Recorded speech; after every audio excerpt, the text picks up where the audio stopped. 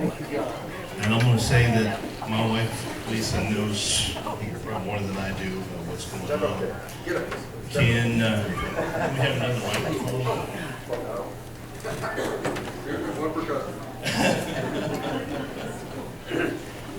I don't know, most of you know that a year ago today, I was diagnosed with a brain tumor. And I'm here because of Jesus. I'll start off with that. We'll give God praise because He deserves it. Amen. And didn't know I had the brain tumor. No one told me anything other than having headaches. I felt at times like my head was put in a vice and was being squeezed. That's not very comfortable if you have not had that happen.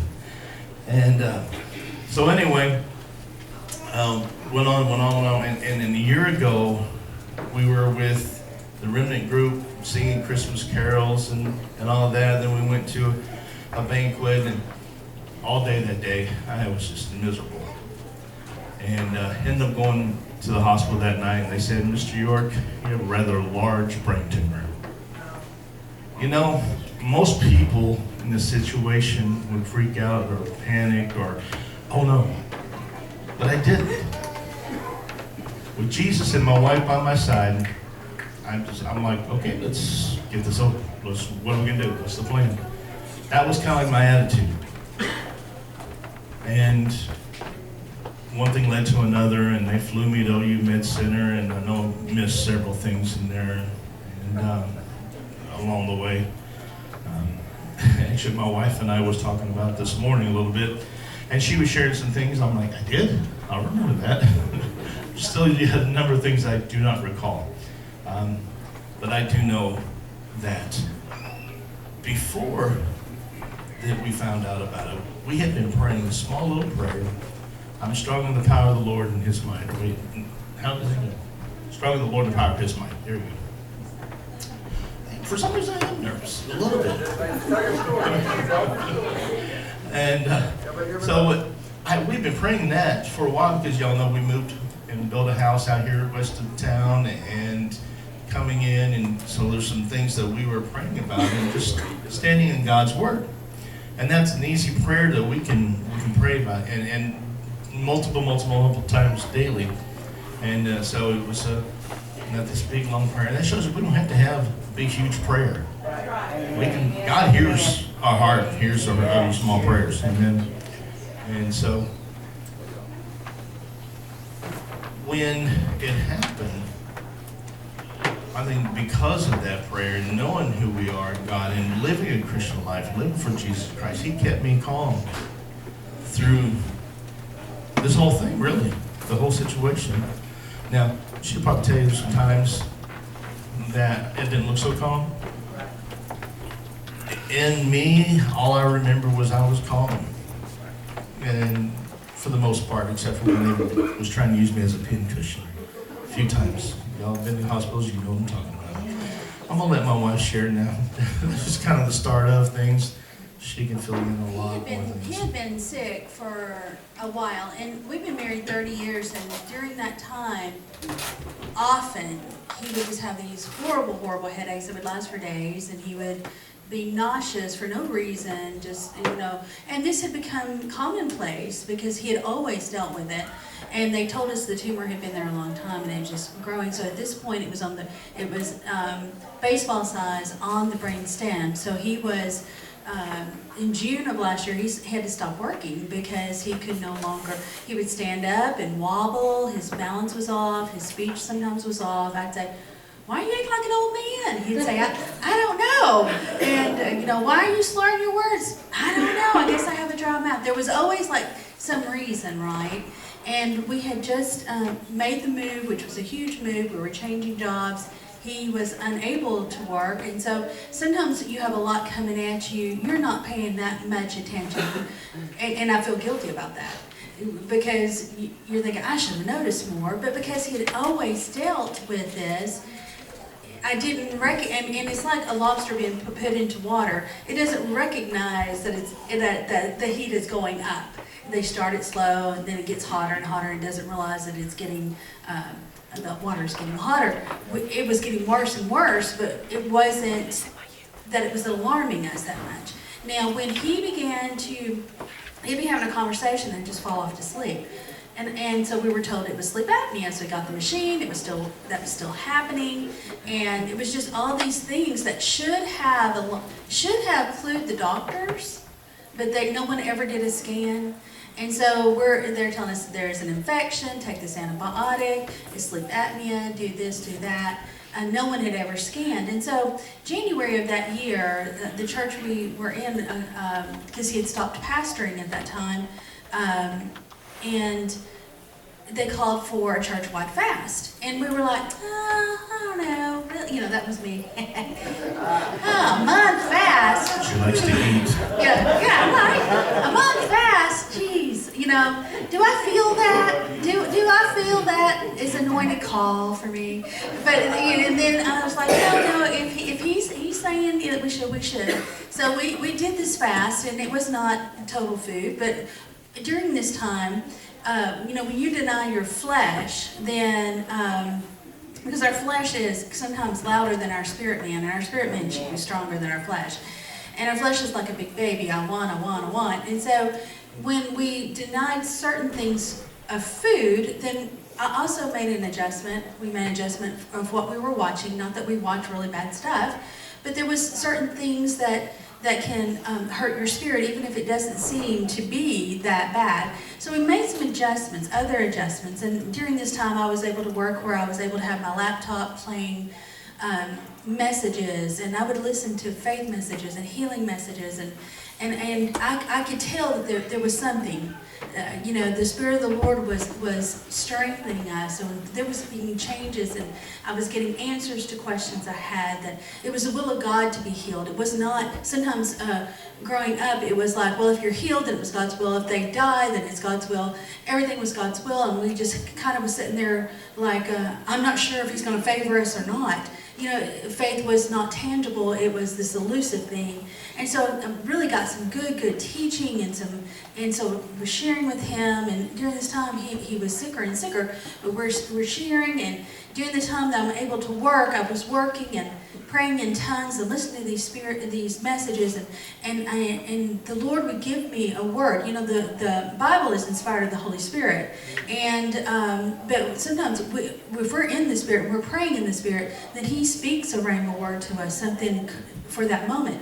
So I would then call him, or I would text him the words I would say this, confess this, let's stand on this word. And so the Lord just began to give us this assurance that whatever this was, He was going to take care of it. She wasn't trying to be bossy. It was just an agreement to get through. I'm a little bossy. So, and then when we moved here, I'm driving, and I drive to the city. So during that time, I'm doing the same thing. I'm listening on YouTube to those messages, and I'm praying in the Spirit, and I would send back word, and we were believing. Well, that night he got so sick at the banquet, we had to pull off to the side of the road. He was in the ditch, vomiting so hard that he was on his hands and knees. And I got him back into the car. We were driving. He fell asleep. We got close to home, out on Highway 9. We were out there, and he was like, you got to pull over. So I would pull over. He falls in the ditch this time as he's vomiting and goes into a seizure. Now I'm like, I'm hitting 911. I'm running around. I'm in prayer. It breaks fairly quickly, and he doesn't recognize what's happened. So I get him back into the car and go just where I can turn around to go to the hospital. He's back out again. Now I know what I've seen, and I am like speaking word, had been speaking word, I'm praying. He's actually covered in mud and other stuff, and he is on his hands and knees with his hands up in the air saying, I take my healing, I thank you, Lord, that I'm healed, I thank you, God, that you are my praise God. I knew then that this was already won. Because what you say is very, very important, because death and life is in the power of the tongue. And so I knew that we were going to go forward and find out what this was. But I knew something was in him that had already been established. And so we get to the hospital. Actually, I knew we was going to get answers, but I had no fear. I knew we were going to get answers. And so the doctor comes in and he tells us, he's like, what do we do next? And the doctor went, Nina, you have to understand that this is important. I think he thought we were in denial. And I was on his other side and I had his hand and I looked at him and I said, no fear. And he said, no fear. And the doctor then was like, okay, these people are just, they're not hearing.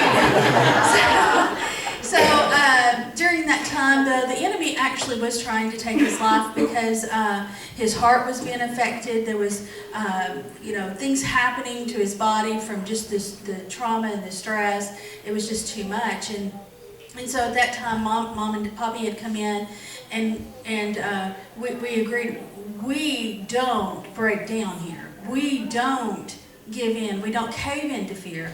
We stand on what we know. And the boys came in, and I know I sounded mean, but I was like, this is what's happening, and this is what we believe. And we do not quit now. We don't give in to fear. And I know it sounded like I was being harsh, and I told them, I'm not being harsh. It was our two oldest sons that came to the hospital. They were the only two that we told. And we didn't put it out on Facebook, and we didn't tell other members, not the family that's here, but members in other states, because sometimes people you love and Christian people will have you dead and buried before you can even get through the process. And so you had to be careful of that. You had to be protective.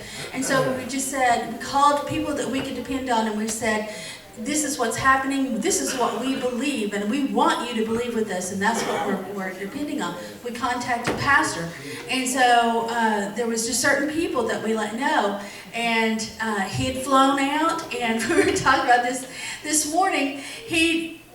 As the boys and I go to pack at the house and we're leaving, I have a flat tire. I'm like, seriously, I have a flat tire. And so we had to handle that. And then we get there and they were going to shunt right away to get the fluid off of him and from the encephalitis.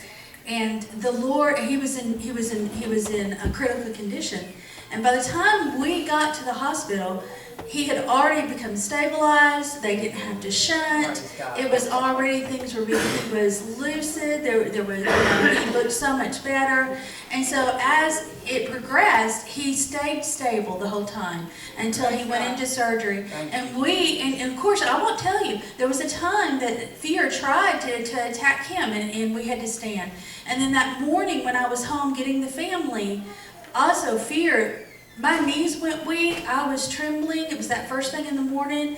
I grabbed my Bible and I said, no, this is already settled. We're not doing this. And I had to lean on those scriptures and stand on God's word and know his plan. And this was God's will for him to be healed. We have small children still to raise that we've adopted. I was like, no, I'm not doing this as a single parent. Told him, you're going nowhere. I had stories of people who had issues, and one had been a brain tumor, and when they got there, the tendrils of the brain tumor had died and pulled back, and the tumor just fell off. Well, so we're building each other up on our faith. We're praying in tongues. People came in and had prayer with us, and so very grateful. And that morning, as he was going in, the family was there. They left. I said, is there anything that you want to say? Anything, and he said, no, I feel really good about this. I said, I do too. There was a bit of an expectancy, like a little bit of an excitement that you knew God was going to show out. Just a little bit, and I was like, ooh. So I just clung to that. And we had a moment as he was going through the doors. We had a bit of a moment there. We had to and he went into there. The doctors came out. I had such favor. I had an update every hour. They let me know how he was doing. I saw one of the surgeons come out in the hallway, and he was in the ICU area, and he said, looks good. Everything looks good. And the anesthesiologist come out, and he said, because he had never even had an IV in my life. So he went from nothing to the granddaddy of everything. And so, I'm like, okay, let's just do this, and nothing. nothing to this. And so he had never had anesthesia, so the anesthesiologist said he was in there cracking jokes, got him all super comfortable, went down really easy. So, you know, I had so many updates. And the surgeon was in there 9 hours in his head. 9 hours. Let me put this, I had to put this in. After we have recovered, I'm good. This has been 4 months later, I think back in April. And we're at the doctor visit because he's been following up with me, keeping me getting, and I have a CAT scan and an MRI about every 2-3 months, alternating. So anyway, he goes, do you know, when I was during surgery, you know, I had my whole hand in your head. I'm like, what? He said, yeah. He said, I asked one of the other doctors, he said, can you see my wrist? And he looks over, nope. So from, he had that much in my head. And I'm like, I don't know. I said, what'd you do, take the whole thing out and then put it in? I don't know. So that's the little funny part. Well, because it was on the brainstem and the cerebellum and it was so large, he had to wear a magnifying glass and with a tweezer and pull it off. And so when he came to talk to us after the fact, he said, oh, and what was so cool, one of the nurses said, well, I expect he'll have to take a break. We were some part into the surgery. It may have been 4 or 5 hours. I think he's going to have to take a break just to rest his eyes. And so I pinged out and said, okay, this is what they're saying. We don't want him to get tired. If he gets tired, he may quit. You know, like not finish it or pass it to someone else. So we just prayed for strength. So the next hour she said, you know, he caught a second wind. We didn't have to have that break. And so he comes out to talk to us, and his brother was in. 9-hour surgery, by the way. So just standing, yeah. And so his brother was with me, the boys were with me, and he comes out and he says, it's all good, we got it, there was no cancer. And so I was like, praise God. And of course I had no point of reference, so I'm thinking, oh, we're done now. You know, woo-hoo, and he'll just recover. You know, we could write a book on recovery. But, you know, didn't know his name for 3 days, that kind of thing. He always knew my name. You know, he could always holler for me, but he didn't know his own name. So, you know, and I read stories, and he even told us too, he saw him, he was still in rehab, and he was like, oh my goodness, you look so good. The surgeon, and I will tell you, it's Ian Dunn in Oklahoma City, and not only was he sent to OU Medical, he got the head of neurosurgery, that he's the chief, and he had just come and taken that position 6 weeks before. He was Harvard trained, Boston, Harvard educated, Boston hospital trained, and so in his specialty was skull repair, different things like that. And so if that wasn't God, he just moved into the state 6 weeks prior, and so we just knew that was wonderful. And I will say, Bruce, from the moment he met Dr. Dunn, he began to say, you know, I don't know how you believe, but I believe I'm going to walk out of this place. And that's what we had a meeting the day before the surgery, and I said, Doc, I don't know if you're a believer or not, but I am. And I'm walking out of this hospital when the surgery's over. And he said, and he was like, I'll do the best I can. I can't make any promises. I said, Doc, it's not all about you always. This is about my Father. And he's going to make sure that I walk out of this hospital. I walked out. And interestingly, too, by the time Bruce stopped talking about it, he said, you know, I think I'm going to believe with you. I'm just going to believe that too. And then the next, you know, he had like people under him that were other doctors and other residents, and so they began to say, I'm going to believe that with you too. And and they were telling him after that we'd go back for a checkup that, you know, everybody enjoyed having you there. It was great. Your attitude was always good. And so, you know, the enemy, of course, will try to discourage you on many, many things.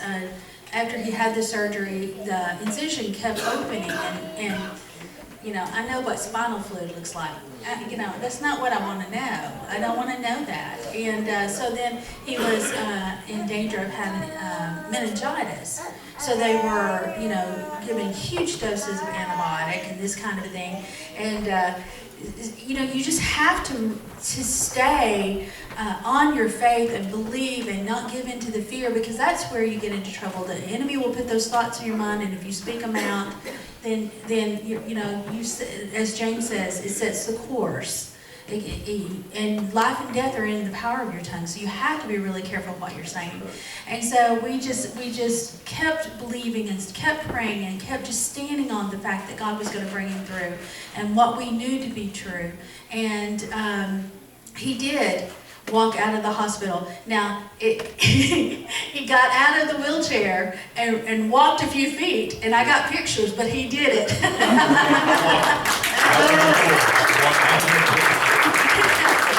And so, God is good. And we had seen, read reports where people could not even put together a sentence, even several months later. He was driving within 3 months. He was released to go back to work this year. He has gone back to work in October. And so the Lord is faithful. The Lord is good. He honors his word. He does not fail. And we're so grateful for this opportunity to witness, because we are overcomers, and we overcome by the blood of the Lamb and by the power of our testimony. And so it's important for us to tell that He.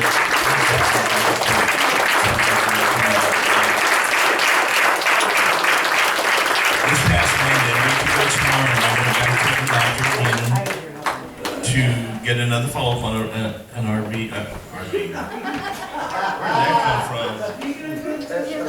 Somebody had your hand, or someone just had their hand in your brain. It's okay. My MRI done, and so we go to, okay, how are things looking? And so he comes in, he said, man, he's walking, and he said, Bruce, how you doing? He's all upbeat, things are looking great. Everything's fine, everything's good, we're continuing on. And because I've been having one about every 3 months, 2.5 to 3 months. He said, 6 months maybe now he'll be looking at. He said, if it continues another year or so, we're good. Praise God. Jesus is the answer. He's the one who will go back to never leave us. He deserves the praise. Amen.